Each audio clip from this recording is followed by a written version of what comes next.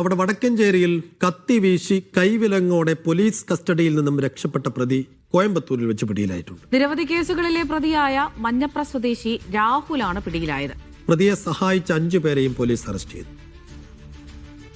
സാജിദ് അജ്മൽ വിവരങ്ങൾ നൽകാനായി ചേരുന്നുണ്ട്. സാജിദ്, ഇയാൾ എപ്പോഴാണ് രക്ഷപ്പെട്ടത്? എവിടെ നിന്നാണ് ഇയാളെ പിടികൂടിയത്? വിവരങ്ങൾ എന്തൊക്കെ? അമത സൈഫുദ്ദീൻ 3 ദിവസം മുൻപാണ് തൃശൂർ ജില്ലയിലെ മണ്ണുത്തി പോലീസ് അറസ്റ്റ് ചെയ്യാൻ വന്ന സമയത്ത് ഇയാളെ ഒരു ഹെൽമറ്റ് കൊണ്ട് ഈ മണ്ണുത്തിയിൽ വെച്ച ഒരാളുടെ തലയ്ക്ക് അടിച്ച് കൊലപ്പെടുത്താൻ ശ്രമിച്ചു എന്നാണ് കേസ്. നിരവധി കേസുകളിൽ പ്രതിയായ ഈ രാഹുലിനെ ഈ പോലീസ് കസ്റ്റഡിയിൽ എടുത്ത ഉടൻ തന്നെ ഈ കത്തി വീശിക്കൊണ്ട് ഈ രക്ഷപ്പെടുകയായിരുന്നു. പിന്നീട് PT പോലീസും അതോടൊപ്പം തന്നെ മണ്ണുത്തി പോലീസും വടക്കഞ്ചേരി പോലീസും എല്ലാം തന്നെ വ്യാപകമായി തിരച്ചിൽ നടത്തിയിരുന്നു. തൃശൂരും പാലക്കാടും കേന്ദ്രീകരിച്ച് വ്യാപകമായ തെരച്ചിൽ നടത്തിയെങ്കിലും കണ്ടെത്താൻ കഴിഞ്ഞില്ല.